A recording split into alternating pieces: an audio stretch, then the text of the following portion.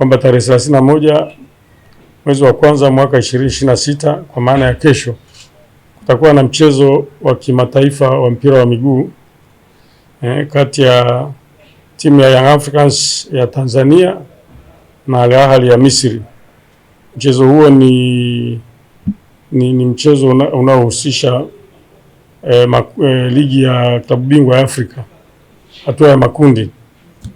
Mchezo huo utachezwa katika uwanja wa Amani New Complex na utachezwa kuanzia saa 10 jioni. Ninachotaka kusema tu hapa ni kwamba, na wito wangu kwa wananchi kwamba kwa sababu mchezo utaanza saa 10 ili tufike pale vizuri, wananchi, wito wetu ni kwamba wananchi wawahi mapema kabisa kuanzia saa 3, naamini mageti yatakuwa yamefunguliwa pale. Kwa hiyo wananchi waje mapema ili waingie mapema, kwa sababu kama ulivyosikia timu hizi ni timu kubwa hapa Afrika. Young Africans mnajua vizuri ni timu kubwa, lakini Al Ahly inajulikana ni timu kubwa. Kwa hiyo mchezo ambao utakuwa na mvuto wa watu wengi sana kutoka Afrika Mashariki, nchi za jirani na Tanzania bara kule watakuja watu wengi. Kwa hiyo wananchi wajitahidi kuwahi.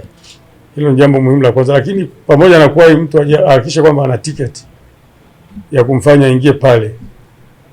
Ukiwa na tiketi yako, mambo mengine ambayo utakiwa kuyafanya, usiingie na aina yoyote ya silaha. Usiingie na kisu, usiingie na chupa, usiingie na kitu chochote ambacho kitaleta shida pale. Kutakuwa na upekuzi mkali wa kuhakikisha kwamba watoto wanaoingia pale wanaingia katika mazingira ambayo yatakuwa salama. Lakini lingine ambalo ni muhimu, kuna watu wanaokuja sasa. Wengine wanataka kuangalia mpira, lakini kuna wanaokuja wanataka kupata mitaji. Sasa niwape tahadhari tu kubwa. Wale ambao wamekuja kuiba, umetoka Dar es Salaam, umetoka si wapi huko, umetoka Kwarara, unaenda pale kwa lengo la kuiba, utaumia. Tutakuwa na ulinzi mkali, vyombo vyote vya ulinzi na usalama vilivyoko katika mkoa huu, jeshi la polisi na vyombo vingine vyote, tutashirikiana kuhakikisha kwamba mtu anaingia uwanjani anarudi na kitu alichoingia nacho. Lakini eneo lingine ambalo nataka kusema ni kwamba wale wanaotumia vyombo vya moto kwa maana ya magari kuleta mashabiki pale, tunataka wafuate sheria na kanuni. Sheria na kanuni.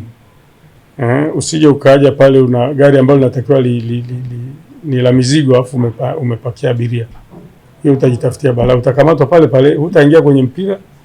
Wale uliowabeba kwa kuwadhulumu kama mizigo wao tutaacha wenyewe kwenye mpira, wewe hutaingia kwenye mpira na gari litakamatwa na kukaa kituo cha polisi. Jambo lingine, tutoe wito tu sasa kwa heshima hii ambayo tumepata kutokana na kuwa na uwanja mzuri.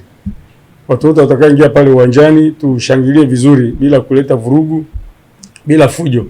Tunajua wale wenzetu wanakuja kule, tuliona mechi iliyopita na miale ile ya moto na nini, mafashifashi, hilo tutadhibiti. Kwa mtu asijaribu kabisa kuingia na vitu ambavyo vitaleta usumbufu pale, vitafanya ule mtiriko wa kuangalia mpira upotee. Kwa hiyo wananchi waangalie vizuri, na wale Waarabu wale nitoe wito kwao pia, kama wanasikia Kiswahili au mtu yote atawatafsiria, ni marufuku kabisa kuingia na vile vitochi vyao. Ninachotaka kusema tu ni kwamba mpira huu ni furaha kwa watu wa Afrika. Kwa hiyo watu waingie vizuri, tutahakikisha kwamba wanakuwa salama.